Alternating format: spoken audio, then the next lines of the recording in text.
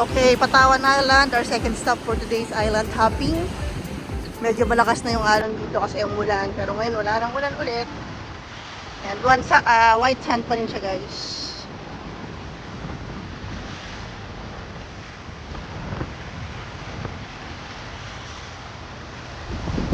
Mas malawak yung shoreline dito or yung buhangin compared dun sa naunang island. Pero most likely similar din yung white sand na pino. Ayan yung view, guys.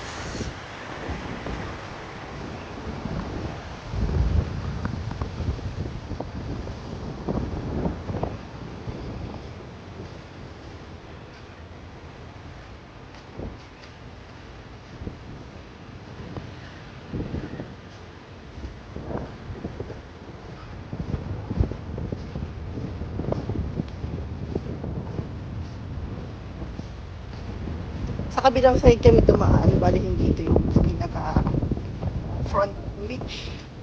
Medyo maalo kasi dun sa harap. So dito may mga cold drinks, may mga beer, may kuryente. Mas develop siya compared sa ibang islands dito sa Balabac group of islands. And guys, ito sa inyo yung coast.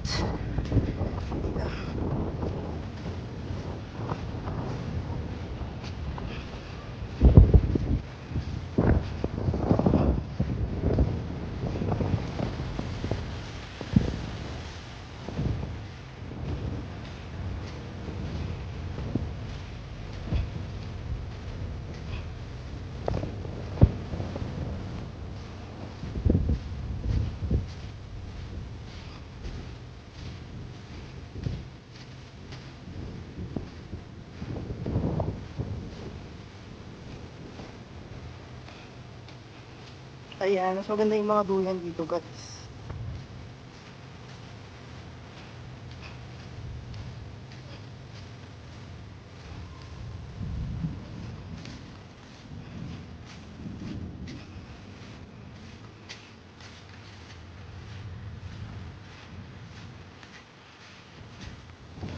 Oh, and no entrance.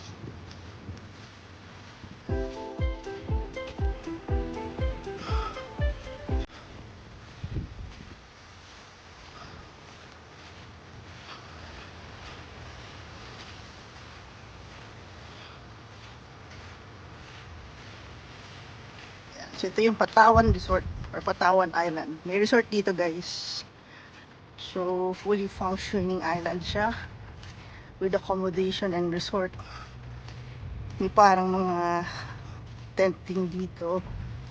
So no smoking siya. Ayan yung Patawan Resort. May mga swing.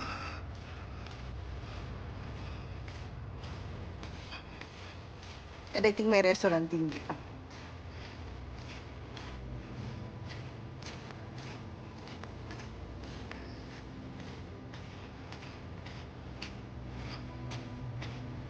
Ayan, ito yung restaurant. Patawan Balabac.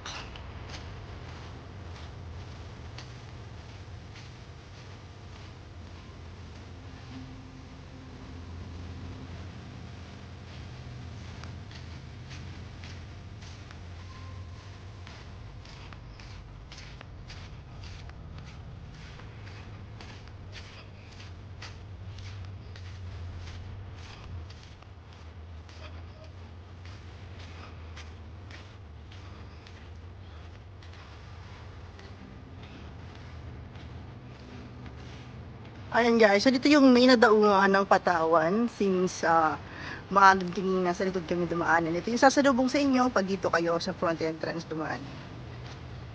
Ayan. So may resort dito and may restaurant din.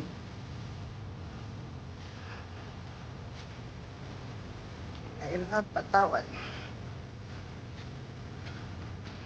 Ayan, so ikutin natin.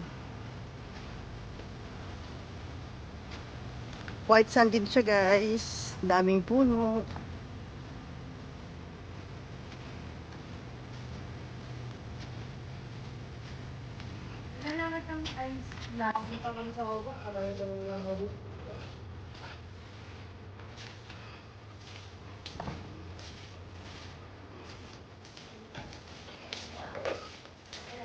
Ayan, check natin yung comfort room ng Patawan Island. Oo, meron din sa taas. So, ito yung comfort room.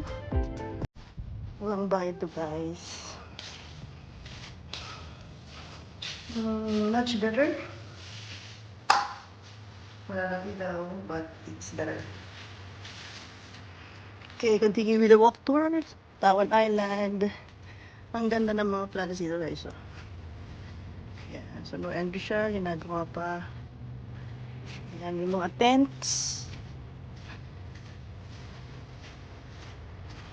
Nice. May smoking area din.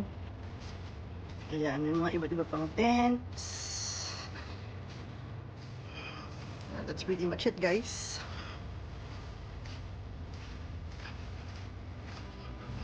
Isa din to sa mga highlight island sa Bulabac.